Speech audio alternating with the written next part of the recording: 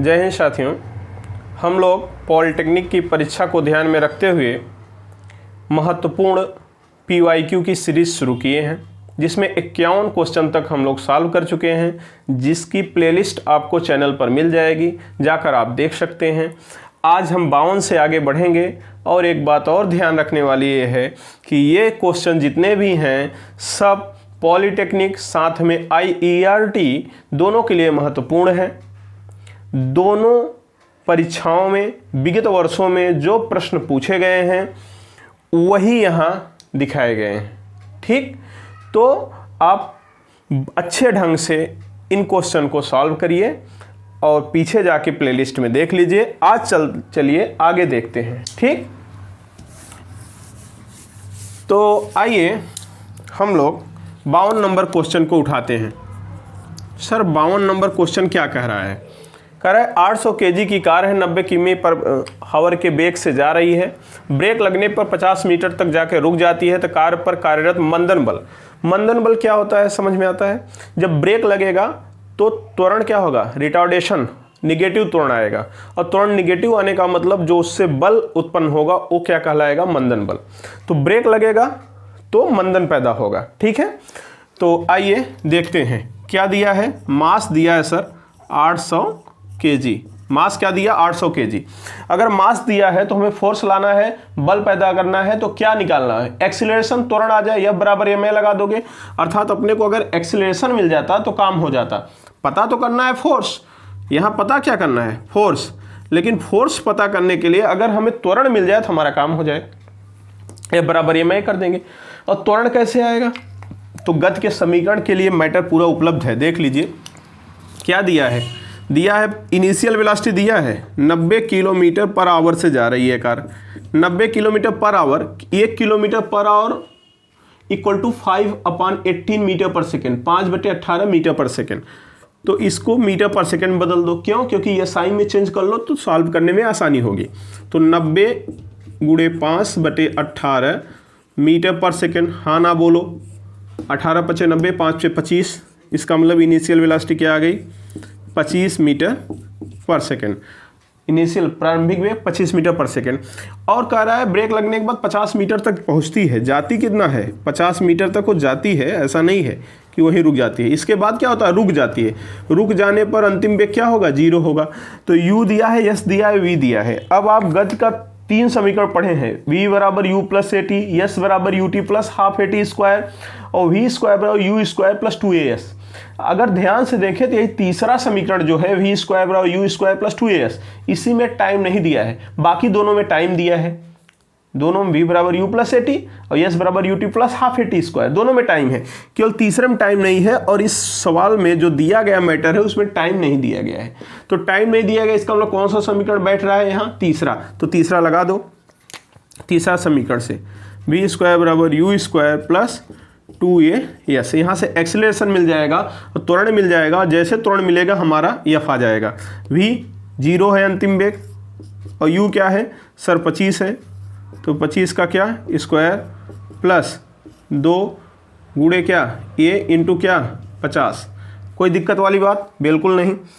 25 नहीं, हम 625 पक्षांतर कर लो।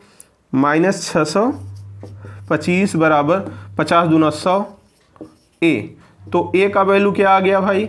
-6.25 मीटर पर सेकेंड स्क्वायर। क्यों माइनस इधर आया है, और 6.25 100 का भाग कर दिए। और माइनस क्या बता रहा है? माइनस बता रहा है निगेटिव त्वरण, और निगेटिव त्वरण का मतलब मंदन। ठीक है, तो इससे जो बल उत्पन्न होगा वो भी कहलाएगा मंदन बल। ठीक है, तो कोई दिक्कत नहीं। F बराबर क्या होगा? ma। F बराबर ma। ठीक, m का वैल्यू ऊपर दिया है सर 800 इंटू a का वैल्यू 6.25 न्यूटन। इसे कर दो क्योंकि सब SI में है तो न्यूटन हो जाएगा। मल्टीप्लाई कर लो, देख लो, ये 2 0 2 इसे खत्म हो जाएगा। 8 × 45 इस तरह से हल करोगे कितना आ जाएगा? 5000 माइनस के साथ न्यूटन। ये माइनस क्या बता रहा है? मुझे बस इतना बता दो सर। माइनस बता रहा है कि मंदन हो रहा है, मंदन। तो मंदन बल बराबर कितना आ गया? 5000 न्यूटन। क्योंकि आप माइनस हटा दीजिए तो मंदन लिख देंगे तो कोई दिक्कत नहीं। फोर्स क्या है? -5000 न्यूटन। लेकिन अगर मंदन बल लिख देते हैं तो माइनस की कोई ज़रूरत नहीं, तो 5000 न्यूटन। तो यहाँ मंदन बल पूछा ही था तो 5000 न्यूटन यहाँ आया है। कोई दिक्कत वाली बात नहीं होनी चाहिए। हम आशा कर सकते हैं कि आप समझ गए होंगे।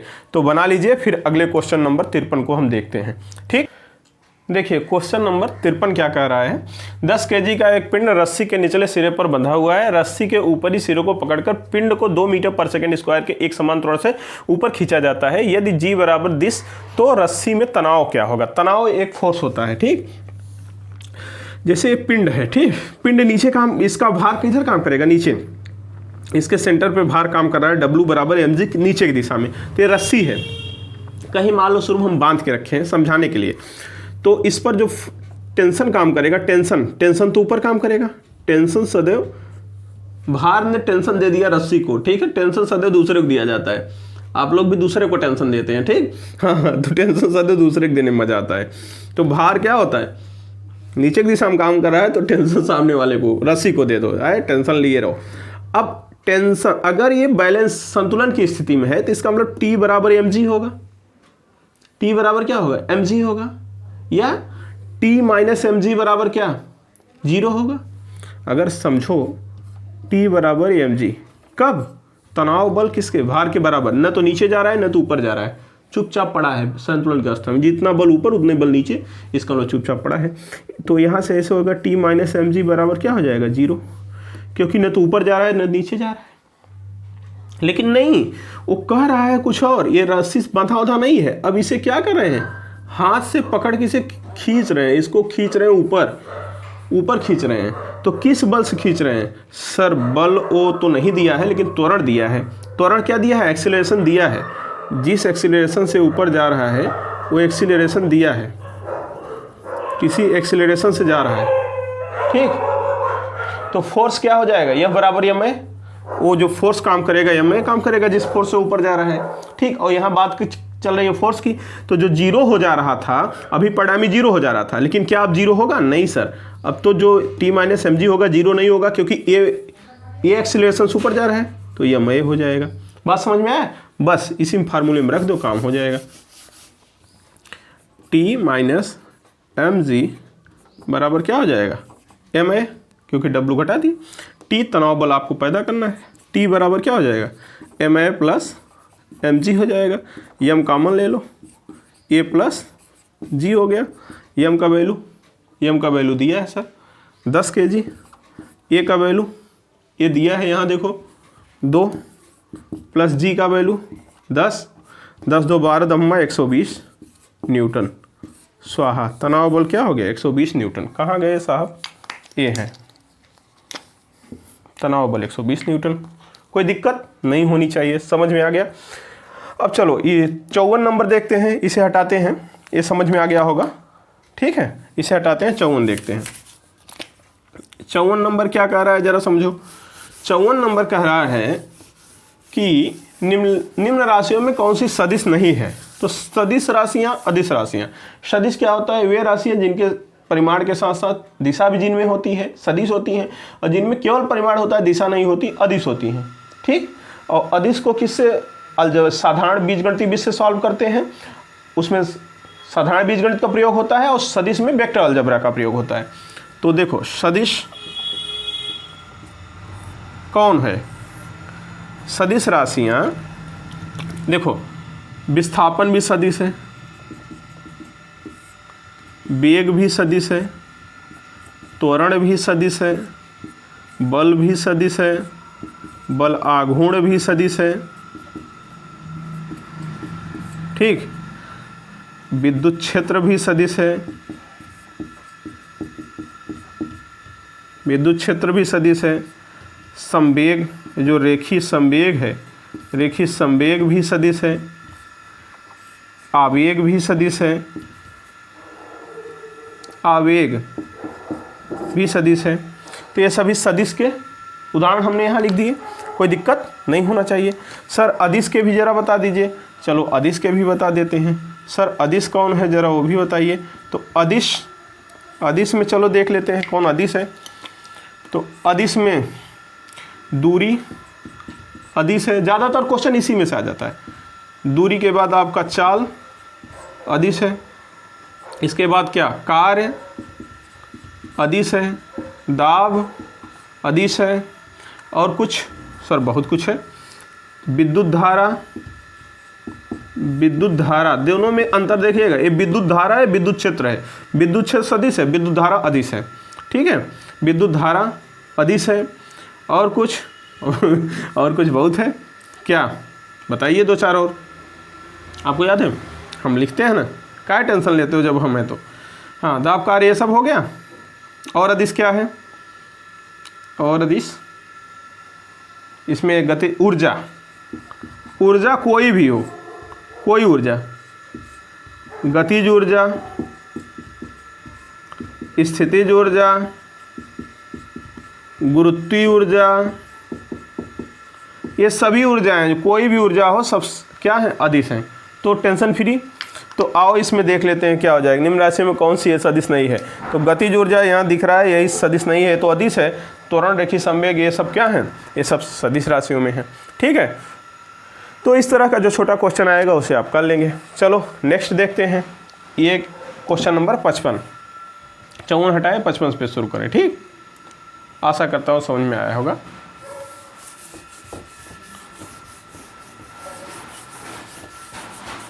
$55, 55 नंबर, 55 नंबर क्या कह रहा है, एक बैरोमीटर पारे के स्तंभ की ऊंचाई 75 सेमी है।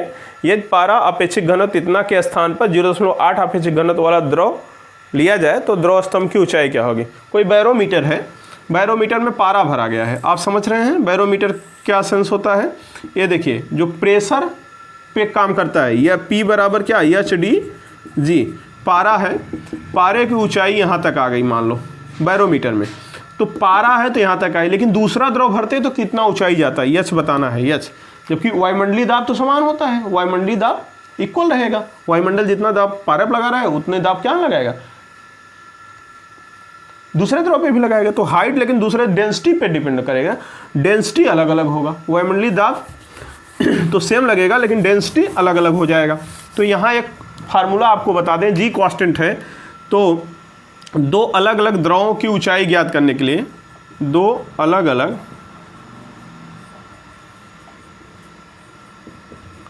द्रवों की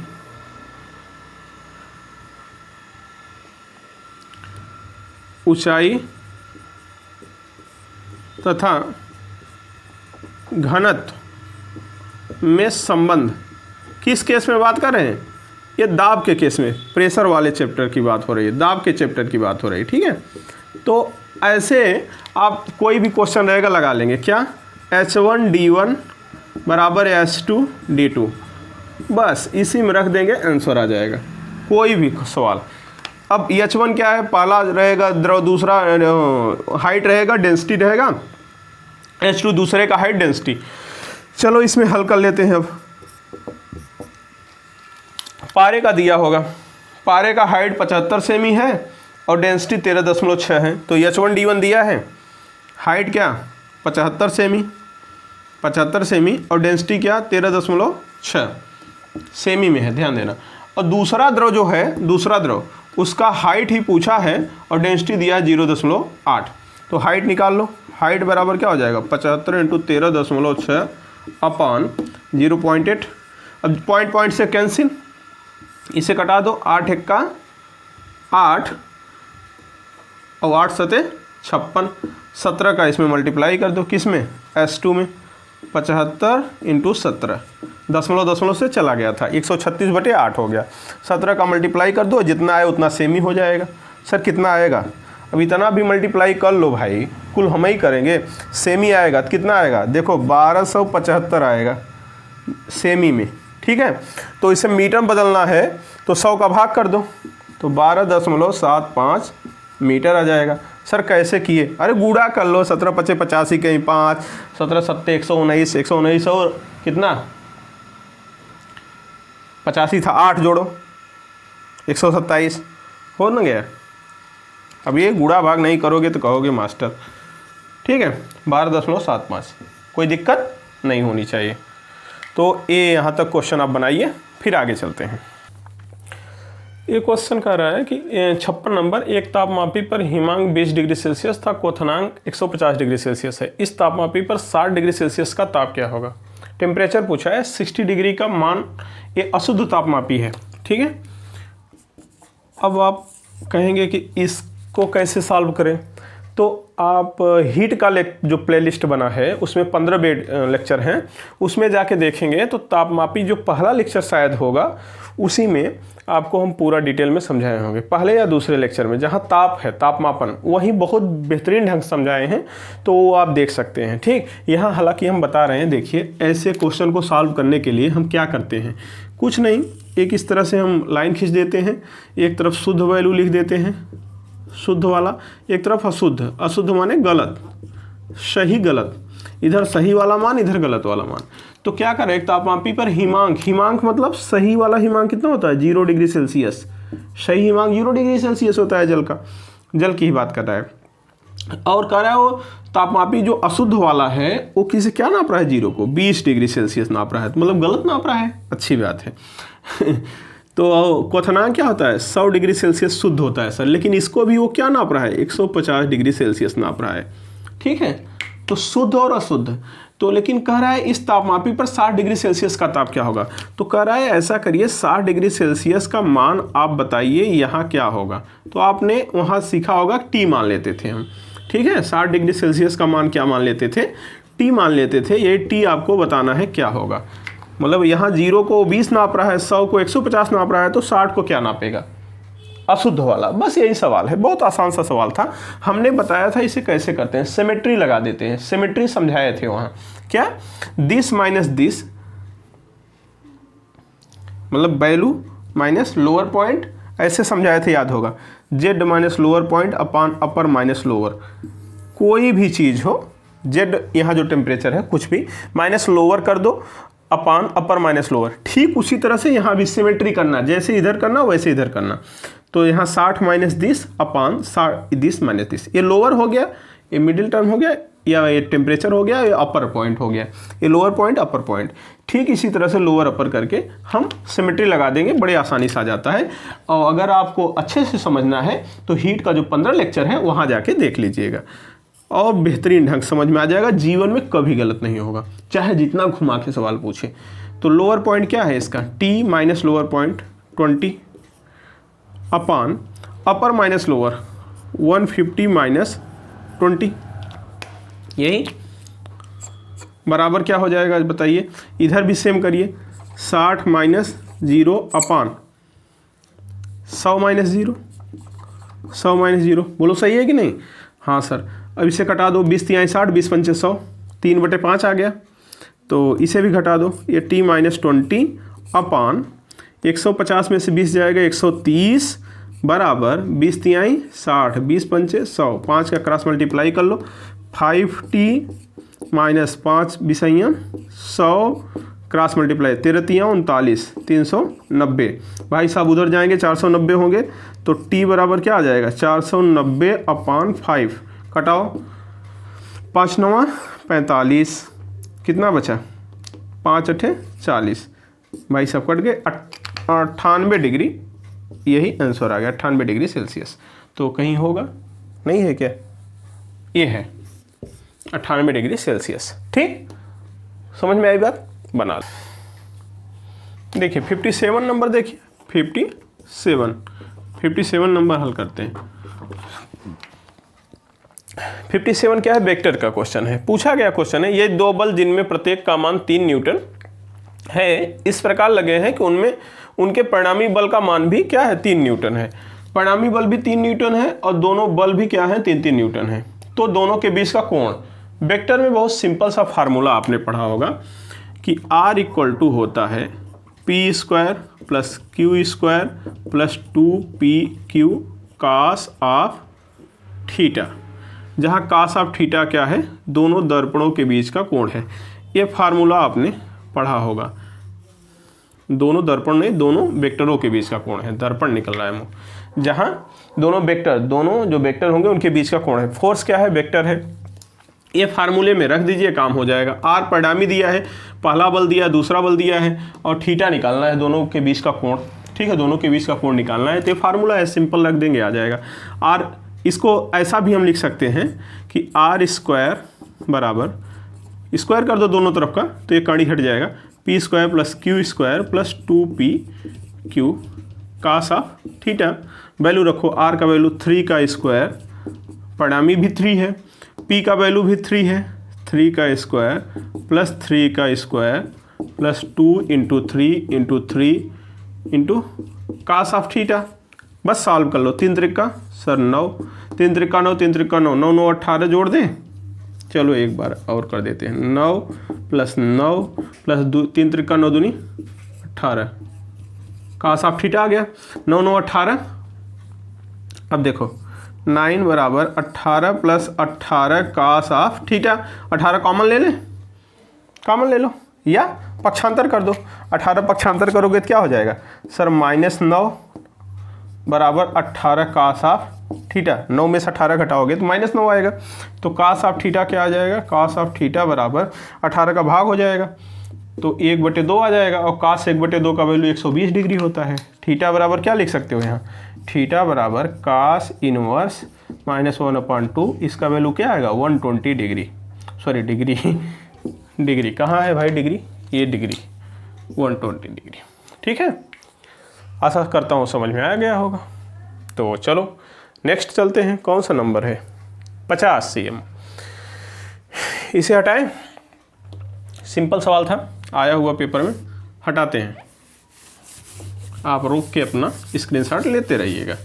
और हम लोग क्या करते हैं, 58 नंबर पे चलते हैं। 58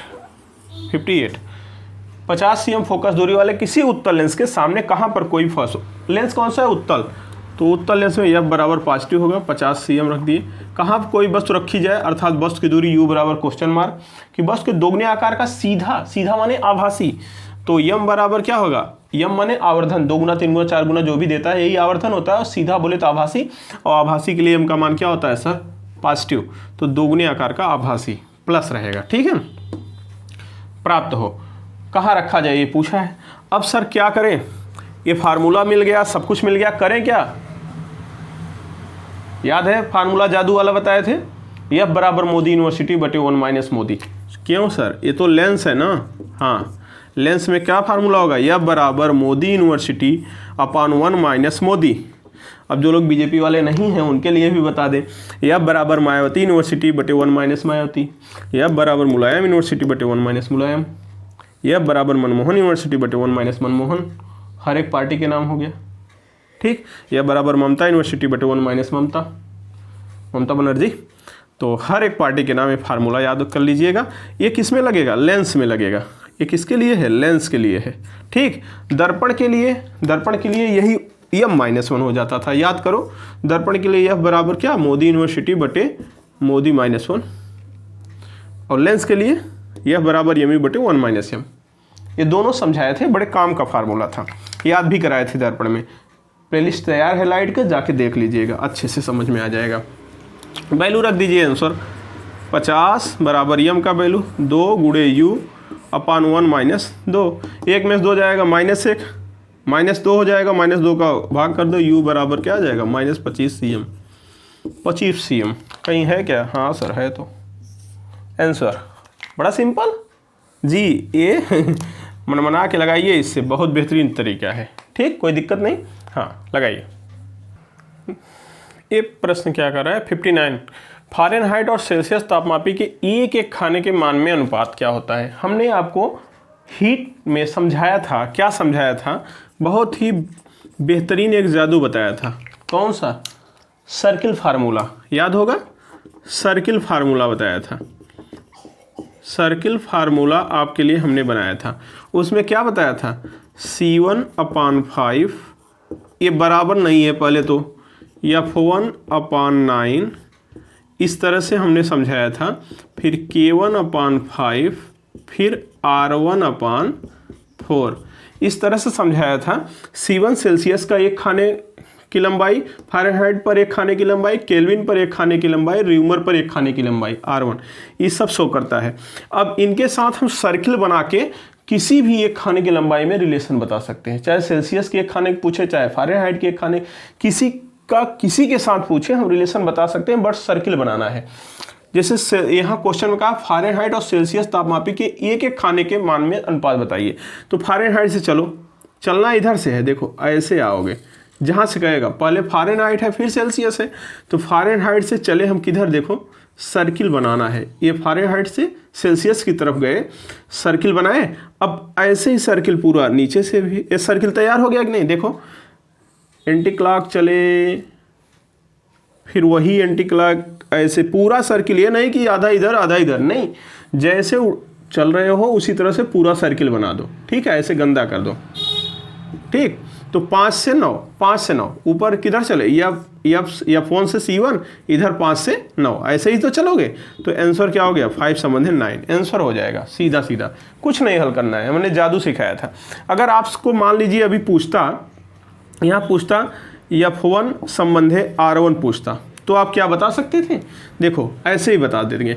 F1 से गए कहाँ, R1 में, इधर से फिर ऐसे घूम लो, सर्किल तैयार कि नहीं, देखो 4 से 9, तो क्या हो जाता, 4 संबंधे 9, क्लियर। मान लो आपसे पूछता कि R1 संबंधे K1 बताओ सर, तो R1 ऐसे उठाते K1 में आते और ऐसे घुमा देते, तो 5 से 4 जाते, आंसर हो जाता 5 से 4। मतलब समझ गए, र्यूमर पैमाने के एक खाने की लंबाई, केल्विन पैमाने के एक खाने की लंबाई में पूछता 5 से 4, कोई भी पूछे बस उसे ऐसे पकड़ो, नचा दो, जैसे पूछ रहा है वैसे कर दो। तो ये अगर जो लोग नहीं देखे हैं लेक्चर, तो हीट का लेक्चर देख लीजिए। हालांकि देखिए क्या है, एक वस्तु का ताप 60 से 40 ठंडा होने में 10 मिनट का समय लेता था, अगले 10 मिनट बाद वस्तु का ताप क्या होगा, ये कमरे का ताप 12 डिग्री है। आशा करता हूँ लगा लोगे, पिछले क्लास में ही समझाए थे। फार्मूला क्या है, T2/T1, T1 minus T2 upon θ1 minus θ2 बराबर T1 plus T2 minus 2T0 upon θ1 plus θ2 minus 2T0। यही फार्मूला आपको हम समझाए थे अभी पिछली क्लास में। तो सॉल्व कर लो, T2 T1 सेम है, 10 मिनट बताए थे ना पिछले क्लास में। T1 ये होता है, T2 ये होता है। अब फिर अगले 10 मिनट बोल दिया, तो इसका मतलब यही θ1 भी बन जाएगा, और θ2 आपसे पूछ रहा है। टाइम दोनों बराबर दिया है, स्मॉल t2 टाइम होता है, T1 ये स्मॉल t1 पहले टाइम दिया है, और फिर क्या कर रहा है, अगले 10 मिनट अर्थात स्मॉल t2 दिया है। कमरे का ताप मतलब T0 दिया है आपको। सॉल्व कर लीजिए वैल्यू रखकर, पिछले क्लास को देख लीजिए, लेक्चर नंबर 15 डिटेल में समझाया हूँ न्यूटन का शीतलन नियम। वैल्यू रखो, 10 से कट जाएगा, T1 माइनस T2, 60 माइनस 40 कितना आएगा, 60 माइनस 40 सर 20 आएगा, अपॉन 40 यहाँ से शुरू होगा, 40 माइनस θ2, 40 माइनस θ2 बराबर T1 plus T2, 60 plus 40 100 minus क्या 12 दूना 24, 76 आ जाएगा, अपॉन θ1 क्या होगा 40 प्लस θ2 माइनस 24। कर लो, दुनिया मुट्ठी में, कटा दो, 4 से कटाओ, 4 पंचे 20, 19 चौ 76, 24 घटा दो, 16 बचेगा जी। क्रॉस मल्टीप्लाई कर लो, यहाँ क्या बचेगा 16 प्लस θ2, क्रॉस मल्टीप्लाई, यहाँ हटा के 16 प्लस θ2 लिख दो, 16 प्लस θ2, क्यों 40 में से 24 घटा दो। अब तिरिया गुणा कर लो, 16 पचे 80 प्लस 5 θ2 बराबर 19 चौक 76 माइनस 19 θ2, ठीक, 19 θ2 5 θ2 24 θ2 पक्षांतर करो, 760 में 80 घटाओ, 680 बचेगा, ठीक है।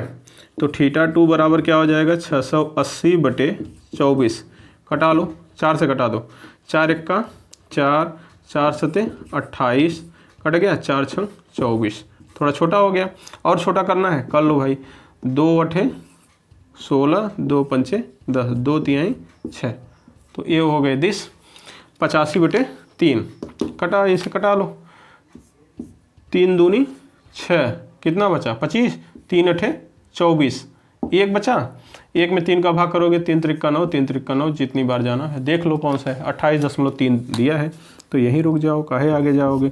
28.3 आंसर हो जाएगा। कोई दिक्कत वाली बात नहीं होनी चाहिए, बना लो। इसके बाद क्या है, ये सेकंड लोलक पे आते हैं। ठीक है, ये पिछले लेक्चर नंबर 15 जो हीट का है उसे देख लोगे, समझ में आ जाएगा। ठीक, तो हटाएं इसे।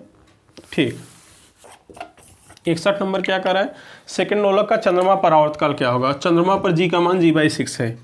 चंद्रमा पर जी चंद्रमा है, वो क्या है, g/6 है। मतलब पृथ्वी पर जो जी है उसका 1/6 है। ठीक है, तो दूसरे ग्रह पर सेकंड लोलक का आवर्तकाल क्या फार्मूला हम बताए थे, T' बराबर 2 इंटू करणी में g/g', यही तो बताए थे भाई। सेकंड लोलक का आवर्तकाल दूसरे ग्रह पर सेकंड लोलक का आवर्तकाल, तो क्या हो जाएगा, T' बराबर 2 इंटू करणी में जी पृथ्वी पर है, g' का मान यही चंद्रमा पर g/6, तो क्या आ जाएगा 2 करणी में 6 आ जाएगा। तो इसे करणी में 6 का वैल्यू निकाल लो, कितना आएगा पता है करणी में 6 का वैल्यू कितना आएगा, 2.4। ठीक, 2.4, 4 दूनी 8, फिर 2 दूनी 4। ठीक है, 2.44 आएगा। ठीक है, 8 लिखोगे तो 4.9 लिख सकते हो। 8 के बाद 8 है, 4.9 कहाँ गया भाई साहब, ये है। ठीक, सॉल्व कर लो इसे। क्वेश्चन नंबर 62 देखिए क्या कर रहा है, 1 कूलाम आवेश में इलेक्ट्रॉनों की संख्या कुछ नहीं दिया है। Q बराबर दिया 1 कूलाम, Q बराबर 1 कूलाम, और पूछा है नंबर ऑफ इलेक्ट्रॉन्स, और आप इलेक्ट्रॉन पर आवेश जानते हो 1.6 × 10⁻⁻19 कूलाम। एक इलेक्ट्रॉन पर इतना आवेश होता है, और फार्मूला विश्व प्रसिद्ध Q बराबर ये नहीं होता है, N बराबर आपसे पूछा है, आराम से लगा दो। 1 कूलाम दिया है, बड़ा प्रसिद्ध सवाल है, बार बार आता है। अपान Q का मान 1 कूलाम दिया है, E का मान 1.6 × 10⁻⁻19, -19 ऊपर चला जाएगा, तो N बराबर क्या हो जाएगा, -19 ऊपर जाएगा प्लस हो जाएगा, तो 1 × 10⁻19 अपान 1.6, पॉइंट हटाओ, 10/16 × 10⁻19 कर सकते हो। अब भाग जा रहा है, नहीं जा रहा है सर, एक उधार ले लो, किससे, इस पावर से, तो यहाँ हो जाएगा क्या 18 और 1 0 और यहाँ आ जाएगा, ऐसा लिख सकते हैं। फिर 16 का भाग कर दो, 16 छक्का 96, 4 बचा, 16 दूना 32, 16 पचे 80। आंसर हो गया आपका 6.25 × 10⁻18 नंबर ऑफ इलेक्ट्रॉन। ये भाई साहब है, मतलब 1 कूलाम आवेश में इतने इलेक्ट्रॉन होते हैं। बात समझ में आया। ठीक, तो 62 नंबर क्वेश्चन तक आज हम लोग देखें, और अगर आप हमें थोड़ा सा उत्साहित करना चाहते हो, मोटिवेट करना चाहते हो, तो चैनल को सब्सक्राइब कर सकते हैं। ठीक है, अदरवाइज आप अच्छे समझदार हैं, यहाँ तक देखे हैं तो पक्का है चैनल को सब्सक्राइब कर ले ही लेंगे, और कर लीजिए, अच्छा लगेगा हमको भी। तो फिर आगे मिलते हैं अगली क्लास में। आज के लिए धन्यवाद।